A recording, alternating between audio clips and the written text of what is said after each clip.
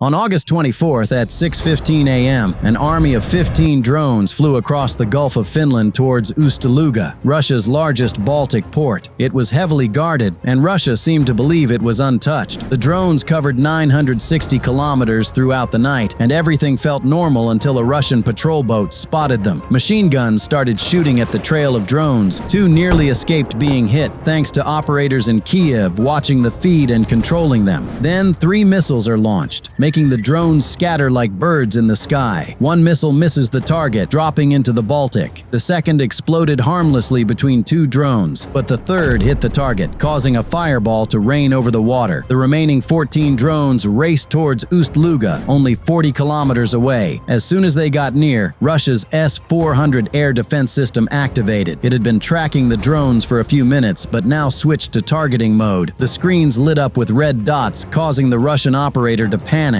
He was unaware of what was heading towards them. These weren't just some commercial drones, but UJ-26 Beavers, programmed as a destruction weapon. Detecting the Beaver drones, the S-400 system started sending focused radio waves to jam their control signals. Because of their advanced material technology, the drones reflected only 10% of these signals. Seeing these poor results, the operator tried to target the drones with missile fire instead. 2 missiles designed to attack fighter jets erupted from their launchers. As they speed up into the sky, the drones dropped to 10 meters above the Baltic waves. This is when things went wrong. The missiles, diving at a 90-degree angle, couldn't steer at this angle and eventually dropped into the water. The crew realized the issue and changed its tactics. They launched a different kind of missile, equipped with gas dynamic thrusters. These could fire sideways without any problem with the angle. It quickly followed a lead Beaver. Changing positions, it tried its best to evade, but the missile successfully struck. The warhead exploded, sending metal fragments flying through the air. The debris created by the detonation made the drones appear on the radar as hundreds instead of 13. They were just small parts of the burst drone, which made the operators think the survivors had been multiplied. Russian operators thought of the next strategy. They had already positioned 4 Pantsir S-1 systems in the field to ensure that all drones flew over them.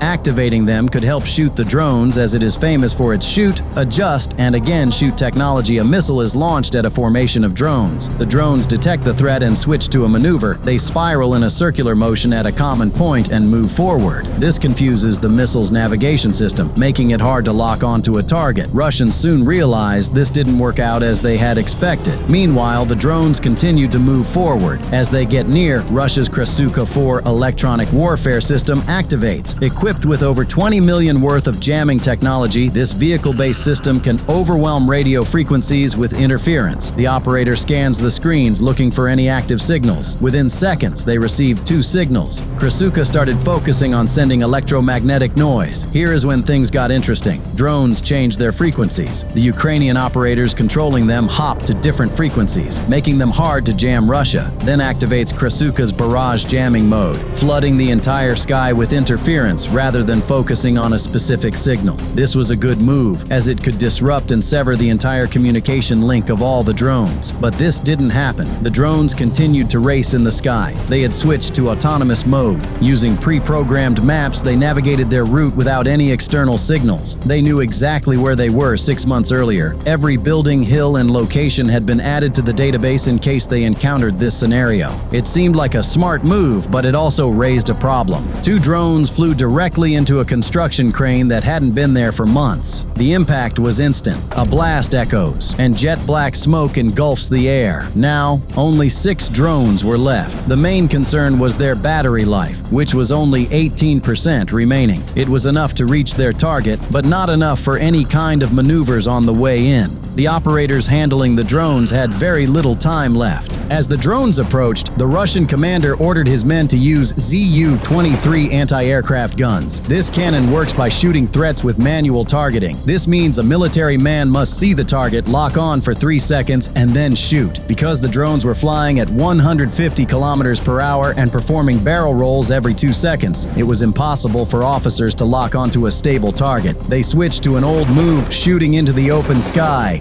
Desperately trying to eliminate threats, they managed to strike 1 drone. Only 5 survivors were left. Just 8 kilometers away from Ust-Luga, a new problem arises. Due to the rising temperature, the fog hanging low to the deck started rising. It completely changed the scenario. Visibility was cut to 30 meters, and the drones were moving blindly, while the Russians couldn't see them. Normally, Panzer S-1's thermal imaginer has the ability to detect any aircraft in thick smoke at 5 kilometers, but since the fog was intense, its detection range dropped to 200 meters. Russians opened fire without a focused target. At the same time, the drones dropped to a low altitude of about 3 meters above the Baltic water. Their radars were alerting them to avoid getting washed in the waves. Salt spray coated the camera lens, making the feed grainy. Operators watched the grainy feed, which was of no use. Since the drones couldn't be controlled, they began running on GPS coordinates. Russians, fed up with the lack of hits, activated their GPS spoofing system. It would broadcast false signals to the drones, tricking their navigation system into thinking they were in a different location. This worked on 2 drones as they banked left and dropped into the water. 3 drones remained calm. Despite receiving GPS lies, they continued toward their destination. At the port, security forces armed with IGLAS shoulder-fired missiles positioned on rooftops were ready to shoot. Because it could easily detect heat emitted by an aircraft's engine, it was a good choice. The drone flew by, but the aircraft wasn't detected by it. The thick fog made them invisible, making it difficult to spot them. The troops fired ambush shots, waiting for the sound of blasts overhead to determine whether they had been successful. Russia called its Mi-8 helicopter into action, its machine guns firing in the fog. The pilot attempted to use a motorized downwash to disperse drones by hitting obstacles. The 60 kilometers per hour intense winds couldn't slam the drone, but luckily cleared the fog a bit. This cleared the drone's camera lens, allowing the operators in Ukraine to see the target. As the 2 drones approached the vicinity of the port, the facility's automatic security system detected the aircraft. It alerted emergency protocols. This is when chaos erupted. Sirens blared across the area. Emergency venting began releasing inflammable gas to prevent any incidents in case the tanks got breached. No wonder Russia made the grave mistake of creating the perfect conditions to blow over the entire oil depot area. Just one spark and it would cause massive destruction.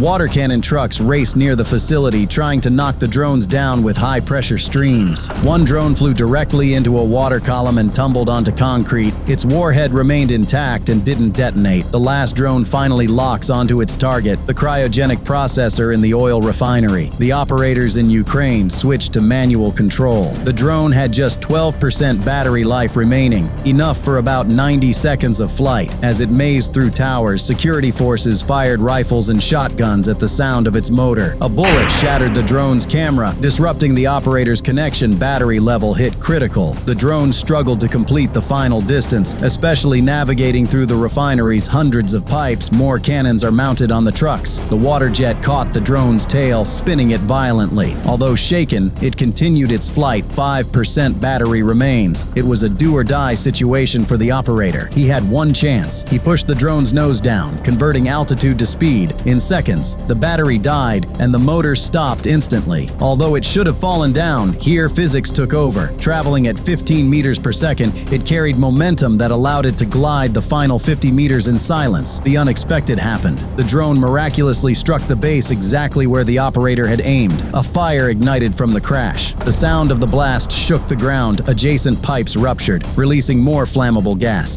Its flames rose 200 meters in the sky. A series of blasts occurred as pressurized liquid gas suddenly depressurized, expanding the fire 600 times in volume. The entire complex was burnt by the devastating fire in minutes. It turned into a dangerous fire. The 2 billion cryogenic processor, designed to withstand earthquakes, brutally collapses into twisted metal. The intensity of the fire was insane. It burned for 6 continuous days, even visible from satellite. This marks one of the deepest strikes in Russia.